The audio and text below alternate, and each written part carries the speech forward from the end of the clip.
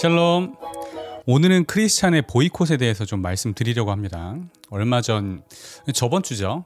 한 교회 결혼예배학교 1주차 강의가 끝나고 나서 일입니다. 제가 강의 도중에 스타벅스에서 있었던 일화를 잠깐 얘기한 적이 있었는데요. 제가 강의를 마치고 단에서 내려오는데 한 성도님께서 저에게 뛰어오시더니 이렇게 말씀하시는 거예요. 스타벅스가 동성애 옹호하는 기업인 거 아시죠? 근데 스타벅스 홍보하시면 어떡해요? 지금이라도 빨리 단에 올라가셔서 스타벅스 불매운동 하시라고 한마디 부탁드려요. 지금 한국교회 많은 목회자분들이 이 사실을 모르고 스타벅스 이용하고 계세요. 정말 큰일 났어요. 자, 제가 그분에게 다음 주에 그렇게 하겠다고 말씀을 드리긴 했는데요. 자, 일단 결론부터 말씀을 드릴게요. 스타벅스 마음껏 애용하셔도 됩니다. 그 이유를 지금부터 좀 말씀드릴게요.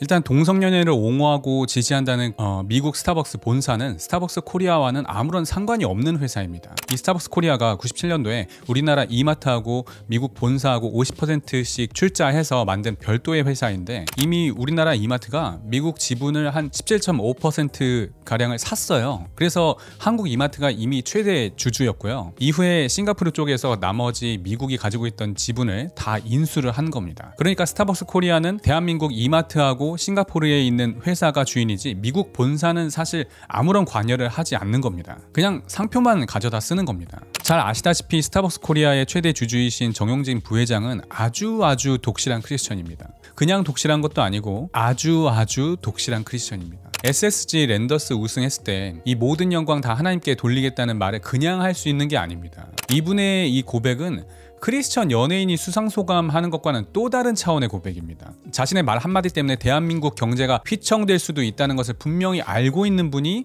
정용진 부회장입니다. 그런데 우승소감으로 모든 영광을 우리 하나님께 돌리겠다는 말을 할 수 있는 건 그냥 할 수 있는 고백이 아닙니다. 하나님께 영광을 올려드림으로 인해 당하게 될 모든 불이익을 감당할 각오가 있어야 할 수 있는 고백이에요. 그런데 크리스천이 동성연애를 반대한다는 이유로 동성연애와 아무 상관도 없는 기업을 불매운동한다는 것이 저는 참 마음이 아픕니다. 과거 몇 년 전에 이런 적이 있었어요. 제가 돕던 한 형제의 이야기인데요. 그 형제가 일식당을 운영했었거든요. 근데 예전에 한번 반일운동 엄청 일으켰었던 적 있었잖아요, 우리나라에서. 그때 일본 제품 불매운동 일어나고 그랬었잖아요. 그때 이 형제도 직격탄을 맞은 거예요. 근데 그 형제의 가게는 일본과 전혀 상관없는 가게거든요. 이 형제가 돈을 벌어서 뭐 일본 정부나 일본 기업에 일본 사람들에게 돈을 갖다 바치는 게 전혀 아니에요. 이 형제는 일본과 전혀 관계없는 인생을 살아왔어요. 한국인들이 그 일식당 불매운동 하는 걸로 인해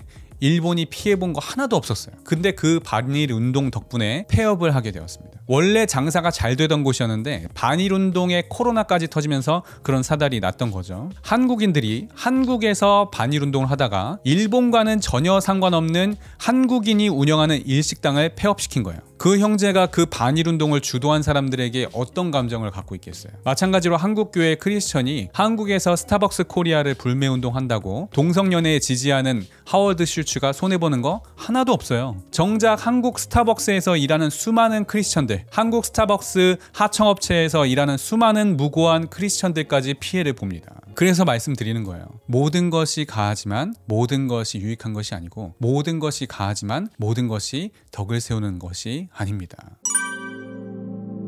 자, 그럼 만약 스타벅스 코리아가 정말 동성애를 지지하는 기업이었다면 그 회사 제품을 먹으면 안 될까요? 만약 어떤 기업의 CEO가 불신자이거나 이단이라면 내가 이 기업의 물건을 사는 것으로 인해 그 사람이 절에 시주하는 것에 내 돈이 들어가게 돼서 내가 우상의 재단에 함께 참여하게 된 격이 되는 걸까요? 우리는 과연 정말 검증된 크리스천 기업의 제품만 이용해야 할까요? 우리가 먹는 쌀, 채소, 고기, 우리가 입는 옷 등등 우리가 매매하는 행위를 할 때 크리스천들끼리만 거래해야 할까요? 그렇지 않습니다. 물론 의도적으로 우상에게 재물을 바치기 위해서 그 기업의 재물을 애용하는 것은 문제가 되겠지만, 자신의 마음에 그런 의도가 전혀 없는 채로 모 기업의 제품을 사는 것은 전혀 문제가 없는 것입니다. 이것에 대한 말씀이 이미 성경에 기록이 되어 있죠. 고린도전서 10장 27절 말씀에 불신자 중 누가 너희를 청할 때에 너희가 가고자 하거든 너희 앞에 차려놓은 것은 무엇이든지 양심을 위하여 묻지 말고 먹으라. 자, 여기서 묻지 말고 먹으라고 말한 것은 무엇을 묻지 말라는 먹으라는 것이냐, 이 음식이 우상의 제물로 바쳐졌던 것인지를 묻지 말고 먹으라는 것입니다. 이것은 그 당시의 사회 문화를 좀 아셔야 하는데요. 당시 시장에는 일반적으로 도축되어 나온 고기들도 있지만 우상의 제물로 바쳐진 후에 그게 시중으로 나오게 된 고기들도 있었습니다. 근데 우상의 제물로 바쳐진 것은 좀 꺼림직하잖아요. 그래도 묻지 말고 사 먹으라는 것입니다. 그 이유가 뭐예요? 땅과 거기 충만한 것. 그러니까 모든 만물이죠. 모든 만물이 다 주의 것이라는 것입니다. 그러니까 그 우상의 제물이 만약에 소라면 그 소가 우상에게 바쳐지기도 전에 그 소는 이미 하나님의 것이었다는 것입니다. 모든 만물이 하나님께서 나왔고 모든 것은 하나님의 소유라는 것입니다. 요즘 크리스천들 중에 무지개 색깔 데코를 피하시는 분들이 계세요. 왜 그런가 봤더니 무지개색이 동성애를 상징해서 무지개 데코를 피한대요. 그럼 이단이 십자가를 상징물로 내세우면 십자가도 피할 겁니까? 무지개는 동성애의 상징이 되기 전부터 이미 하나님께서 만드신 창조물입니다. 심지어 이것은 하나님께서 우리를 다시는 물로 심판하지 않겠다는 하나님의 언약의 상징이에요. 근데 그걸 동성애가 끌어와서 쓴다고 해서 피해요? 그럼 연꽃이 불교를 상징하면 연꽃도 싫어할 겁니까? 연꽃은 불교를 상징하기 전부터 하나님께서 창조하신 생물입니다. 하나님 것이에요. 그런 식으로 사탄이 하나님께서 창조하신 것들을 하나씩 상징물로 내세울 때마다 그 모든 것들을 다 기피하기 시작하면 나중에 남는 게 뭐가 있겠어요? 하나님의 것을 우리가 속되다 할 수 없다고 봅니다. 고린도전서 10장 23절에서 25절 말씀입니다. 모든 것이 가하나 모든 것이 유익한 것은 아니요 모든 것이 가하나 모든 것이 덕을 세우는 것은 아니니 누구든지 자기의 유익을 구하지 말고 남의 유익을 구하라. 무릇 시장에서 파는 것은 양심을 위하여 묻지 말고 먹으라. 자, 모든 것이 가능합니다. 우리가 보이콧 물론 할 수 있습니다. 하지만 이것이 유익한 것은 아닐 수 있어요. 이것이 덕을 세우는 것은 아닐 수 있습니다. 만약 우리가 그런 불신자 기업들을 보이콧하면 그 불신자 CEO가 회개하고 예수님을 인격적으로 만나게 될 확률이 클 것 같으세요? 아니면 오히려 기독교에 대해 배척하게 될 확률이 클 것 같으세요? 이 보이콧으로 인해 그 CEO가 구원받을 일이 많을 것 같으세요? 아니면 그 CEO가 앞으로 영원히 구원받지 못하도록 구원의 길을 막는 것 같으세요? 앞으로 이 CEO가 정책을 내놓거나 기업의 방향성을 제시할 때 기독교에 대한 좋은 감정을 갖고 할 것 같으세요? 아니면 안 좋은 감정을 갖고 할 것 같으세요? 세상 사람들이 기독교에 대해서 기독교는 굉장히 포용적이구나 라고 생각할 것 같으세요? 아니면 기독교는 굉장히 배타적이구나 라고 생각할 것 같으세요? 답은 명확한 거예요, 여러분. 물론 우리 편에서는 우상의 제물을 안 먹는 게 제일 좋죠. 그게 제일 속 시원하고 안전하고 속 편한 일이죠. 하지만 다음 구절 뭐라고 말씀합니까? 자기의 유익을 구하지 말래요. 남의 유익을 구하래요. 나의 유익을 생각하기 전에 먼저 그 불신자의 유익을 구하라는 것입니다. 그 불신자 편에서 볼 때 무엇이 유익한 것이겠어요? 그래서 그 다음 구절에 시장에서 파는 거라면 양심을 위해 묻지 말고 먹으라는 거예요. 그 고기를 살 때 이거 우상의 제물로 쓰였던 거예요? 아니면 일반적으로 도축된 거예요? 라고 묻지 말라는 거예요. 왜냐? 모든 것은 어차피 다 주의 것이기 때문입니다. 자, 하지만 누군가가 이것이 재물이라고 하면 그것을 알게 한 자를 위해서 먹지 말라고 합니다. 이것은 불신자의 제품은 보이콧을 하는 것이 옳다고 보는 크리스천인 것입니다. 근데 그렇게 믿고 있는 사람 앞에서 아니에요. 제가 그들이 섬기는 우상을 섬길 마음으로 이 제품을 사는 것이 아니기 때문에 구매도 괜찮아요. 그러면서 구매하고 먹고 마시고 그렇게 하게 되면 그 사람이 실족을 하게 될 수도 있지요. 여기서 실족이라 함은 다양하게 이제 말씀드릴 수 있는데 먼저 그렇게 말한 저에 대한 신뢰를 잃어버리게 되면서 제 입으로부터 나오는 모든 다른 메시지들에까지 귀를 막아버리게 될 수 있다는 것입니다. 우상의 제물을 먹어도 되지만 안 먹음으로 인해서 그 크리스천의 마음을 얻을 수만 있다면 먹을 수 있는 자유가 있지만 그 먹을 수 있는 자유를 포기함으로 그 사람의 마음을 얻을 수 있다면 기꺼이 그렇게 하는 것이 낫다는 것입니다. 오히려 그렇게 함으로 인해서 그 사람의 마음을 얻고 그 뒤에 결정적인 메시지, 즉 복음을 통해서 그 사람이 변화될 수 있게 하는 것이 낫다는 것입니다. 먹든지 마시든지 무엇을 하든지 자신의 유익이 아니라 하나님의 영광을 위해서 남의 유익을 위해서 하라는 것이죠. 유대인에게나 헬라인에게나 그 누구에게나 걸거치는 것들을 앞에 두어서 사람의 마음을 잃지 말고 되도록 사람들의 마음을 얻으라는 것입니다. 그리하여 그들로 구원을 받게 하라는 것이죠. 자, 이 우상의 제물에 대한 것은 고린도전서 8장에서부터 계속 이어지는 내용들이었어요. 고린도전서 8장 1절부터 6절까지가 방금 전에 제가 설명한 그 내용이에요. 우리가 우상의 제물에 대하여는 다 지식이 있다는 겁니다. 먹어도 괜찮다는 그 지식이 있다는 거예요. 하지만 지식은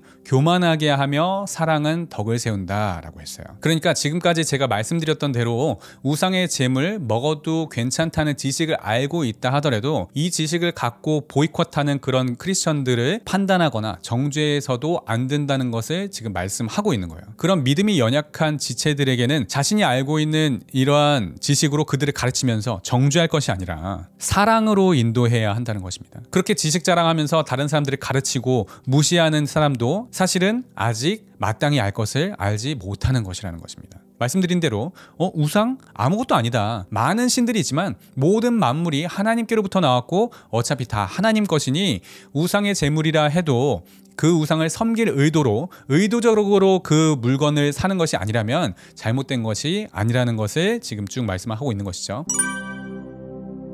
자, 근데 7절부터 이렇게 말씀하세요. 하지만 이 지식, 우상의 제물이라도 더럽지 않다는 지식이 모든 사람에게 있는 것이 아니다. 어떤 사람들은 이것이 우상의 제물에 바쳐진 줄을 알고도 먹는 것이 괜찮다라고 생각하는 것입니다. 자, 이게 무슨 말이냐? 자, 우리가 우상의 제물을 먹는 것이 문제가 없다는 것은 우리가 그 우상을 섬길 마음으로 그 제품을 구매하는 것이 아니라 는 것이 문제가 없다는 것이죠. 근데 만약 어떤 믿음이 연약한 사람이 이 우상의 제물을 먹는 우리를 보고 크리스천이라도 우상을 섬겨도 되는구나 라고 착각하고 자신이 가진 물질을 갖고 우상을 사모으는 행위를 하게 된다면 이것 역시 잘못된 것이죠. 그래서 우상의 제물을 먹는 것 자체는 문제가 되지 않지만 만약 그 우상의 제물을 먹는 것으로 인해 다른 지체가 그 모습을 보고 우상을 섬기게 된다면 차라리 우상의 제물을 먹을 수 있는 자유와 권리를 포기하더라도 그 분별력이 없는 사람이 걸려 넘어지지 않게 조심하라는 것입니다. 그리고 한 영혼을 위해 자신의 자유와 권리를 포기하는 것이 얼마나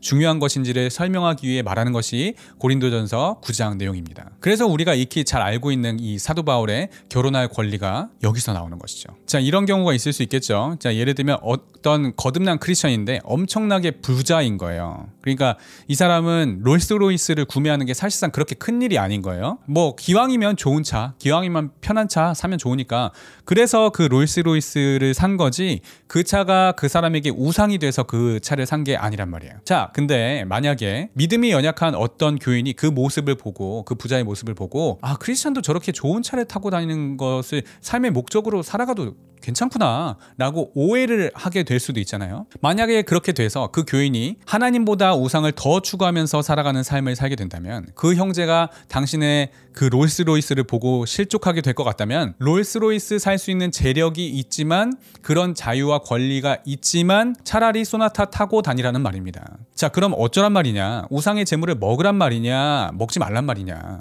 기본적으로는 먹어도 됩니다. 자, 근데 옆에 보이콧을 해야 한다고 생각하는 지체가 있을 경우에는 먹지 마세요. 그리고 만약에 나의 구매로 인해 어떤 크리스천이 자신의 유익을 위해 우상, 즉 하나님보다 더 우선하는 무언가를 추구해도 된다고 오해하게 될 거라면 차라리 구매하지 마십시오. 그래서 성숙한 크리스천이라면 이렇게 하는 것이 좋습니다. 다른 사람들이 없을 때 좋은 음식, 좋은 옷, 좋은 가방 등등 내가 가진 그 자유와 권리, 그 여유 내에서 누릴 수 있는 것들을 누리는 것은 괜찮습니다. 하지만 만약 내가 다른 사람과 함께 있게 될 경우 그 사람에게 맞춰야 합니다. 이 사람이 반일 운동을 하는 사람이다. 그러면 그 사람 만날 때에는 일식당은 피하는 것이죠. 이 사람이 여전히 스타벅스 코리아가 동성애를 지지한다고 굳게 믿고 있어요. 그러면 그날은 스타벅스 커피를 피하는 것이죠. 그럼으로 인해서 그 사람의 마음을 얻고 전도의 기회로 삼을 수 있다면 기꺼이 그럴 수 있다는 것입니다. 그리고 다른 사람에게 우상이 될 만한 것들은 피할 수 있으면 피하면 좋죠. 예를 들면 만약에 차를 2대 쓸 여유가 있다면 혼자 돌아다니면서 쓸 고급차가 한 대가 또 있고 다른 사람들을 대동해야 한다거나 뭐 다른 사람들을 만나러 가는 자리에